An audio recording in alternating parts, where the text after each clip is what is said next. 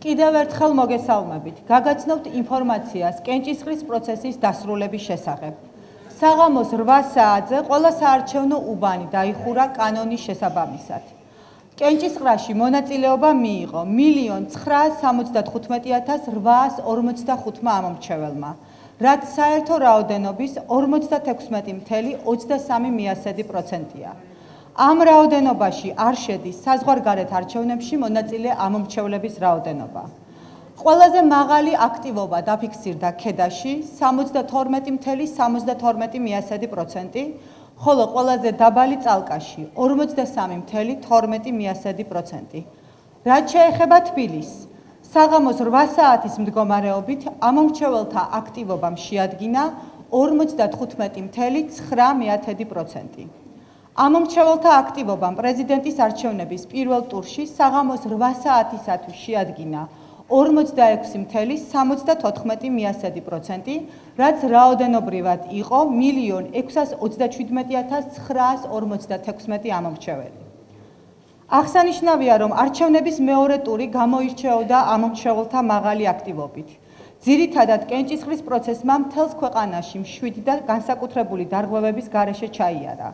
იყო გარკვეული ტიპის ხარვეზები, რომლებზეც უმრავლეს შემთხვევაში საარჩევნო ადმინისტრაციას უბნებზევე ჰქონდა რეაგირება. დღეს ცესკოს სატელეფონო საინფორმაციო ცენტრში შემოვიდა 729 ზარი და 522 შეტყობინება ონლაინ ჩატის საშუალებით. მათი დიდი ნაწილი ამომრჩევლების მიერ სიაში მონაცემების გადამოწმებას, საარჩევნო უბნის მისამართებისა და საარჩევნო პროცედურების დაზუსტებას შეეხებოდა. კენჭისყრის პროცესის დასრულების შემდეგ დაიწყო ხმის დათვლის პროცედურები. საარჩევნო უბანზე ყველა ოფიციალური პროცედურის დასრულების შემდეგ საუბნო შემაჯამებელი ოქმები მიეწოდება შესაბამის საოლქო საარჩევნო კომისიებს.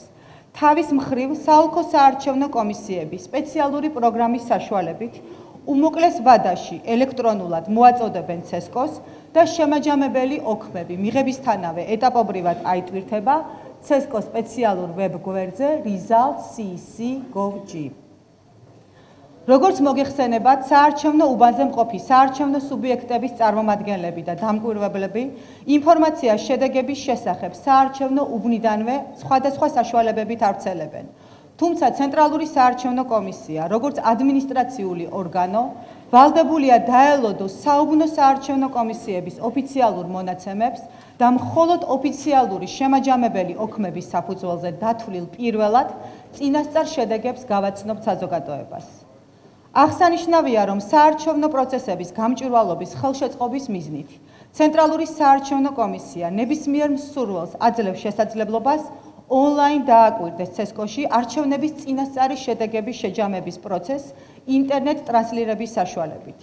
აღნიშნული 360 გრადუსიანი ტექნოლოგიის გამოყენებით ცესკოს Facebook-ზე, YouTube-სა და ვებ გვერდზე განხორციელდება. საერთო ჯამში ყველა საოლქო საარჩევნო კომისიაში შესულია 261 საჩივარი. საჩივრები დაწერილია ადგილობრივი დამკვირვებელი ორგანიზაციებისა და საარჩევნო სუბიექტების წარმომადგენლების მიერ.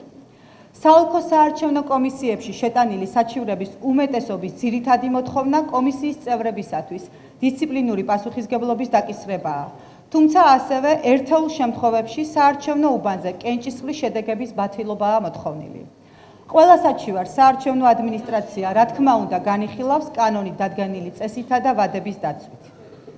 აქვე შეგახსენებთ, რომ ამ წუთებში მიმდინარეობს ავღანეთის ორი საარჩევნო უბნის ხმის დათვლის პროცედურები, შედეგები და შემაჯამებელი ოქმი მიღებისთანავე იქნება ხელმისაწვდომი ცესკოს ვებ გვერდზე. საარჩევნო ადმინისტრაცია კიდევ ერთხელ მოუწოდებს არჩევნებში ჩართულ ყველა მხარეს ხელი შეუწყონ საარჩევნო ადმინისტრაციას, რათა კომისიების მიერ მშვიდ ვითარებაში ზუსტად აისახოს თითოეული ამომრჩევლის ნება და არ შეფერხდეს ხმების დათვლის პროცესი.